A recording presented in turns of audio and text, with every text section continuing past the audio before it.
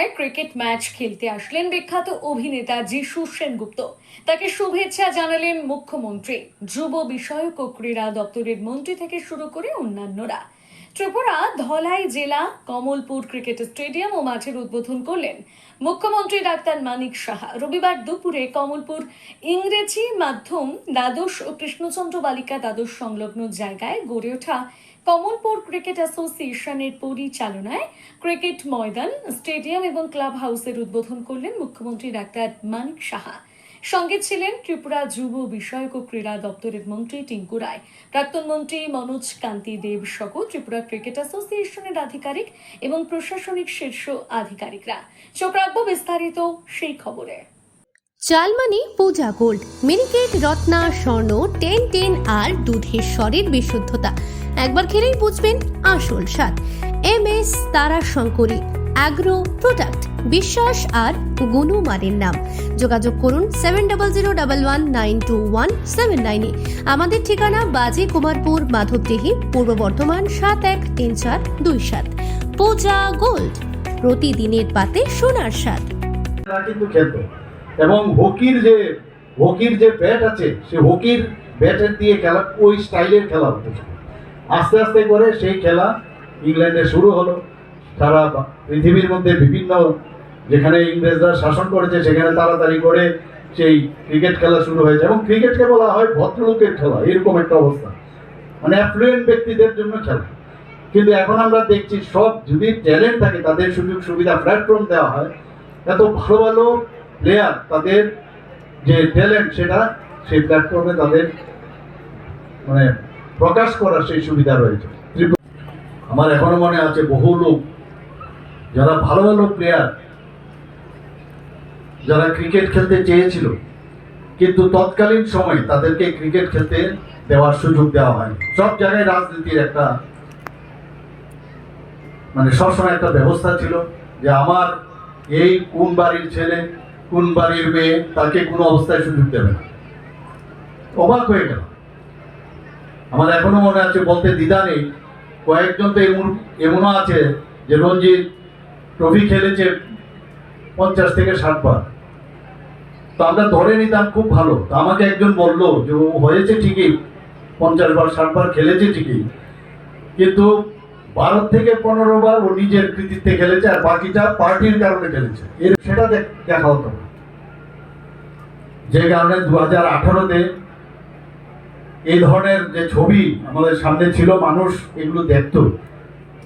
2018-তে ভারতীয় জনতা পার্টির সরকার এখানে গঠন হয়েছে মাননীয় প্রধানমন্ত্রীজির কারণে। আমরা চাই যে কোনো জায়গায় খেলাধুলা ঠিক আছে, পরিচালনার ক্ষেত্রে আমরা করব, সব ঠিক আছে, কিন্তু খেলার বিষয়ে যারা প্লেয়ার তাদেরকে নিয়ে রাজনীতি যেন না হয়। যার যেরকম ট্যালেন্ট আছে সেই ট্যালেন্টের মর্যাদা দেওয়া। এবং আমি ক্রিকেট অ্যাসোসিয়েশনকে আমি ধন্যবাদ দেব যে ওনারাও, আমরা যেভাবে আমাদের অ্যাসোসিয়েশন, আমি যখন সভাপতি ছিলাম বারবার এটা চেষ্টা করেছি, যা হয়েছে হয়েছে, কিন্তু আমাদের কোনো অবস্থায় কোনো রকম প্রেশারাইজ যেন না থাকে, প্রেশার যেন না থাকে। যারা প্লেয়ার আছেন সেই প্লেয়ার চিহ্নিতকরণে দলমত নির্বিশেষে সেটা যেন সিলেকশন হয়। সেটা জায়গা থেকে মাটি আনতে হয়েছে এই মাঠ তৈরি করতে।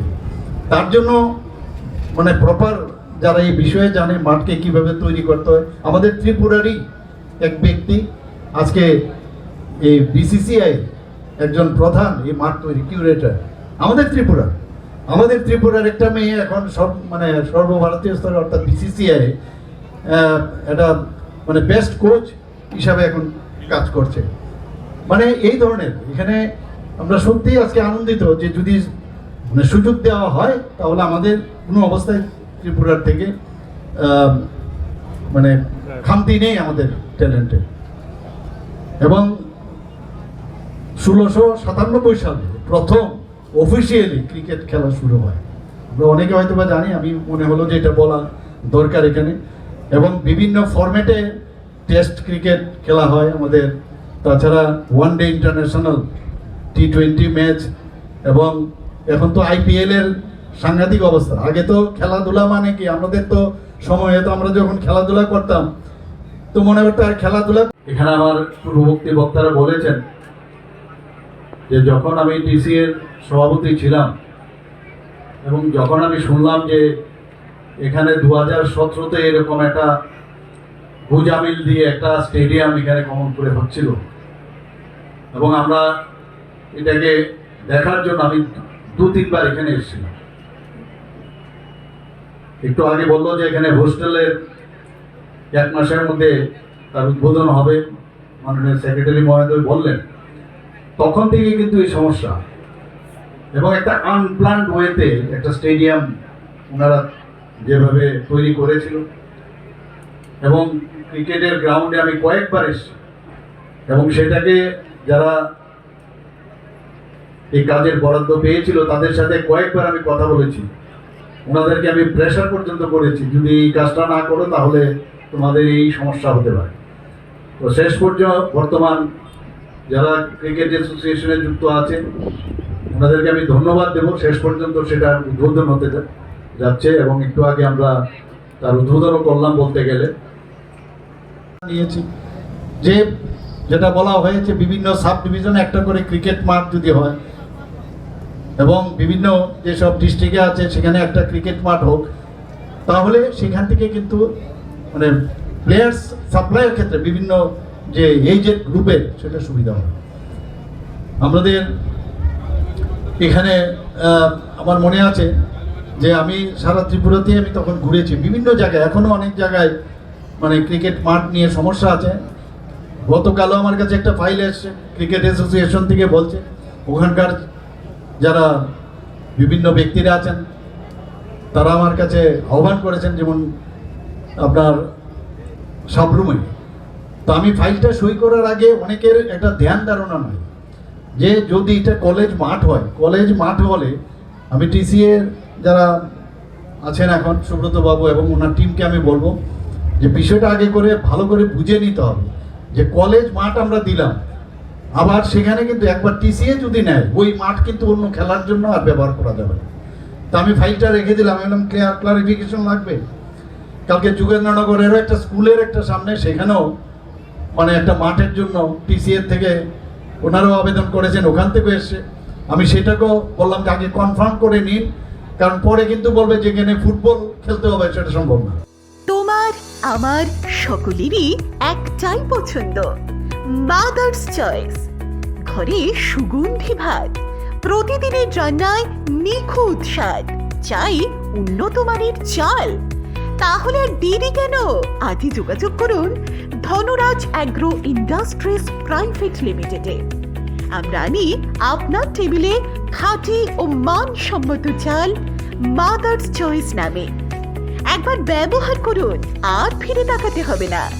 বিশ্বাসী গোড়া, গুণগত মানে সেরা। মাদার্স চয়েস, মা যেমন চান চাল তেমনই।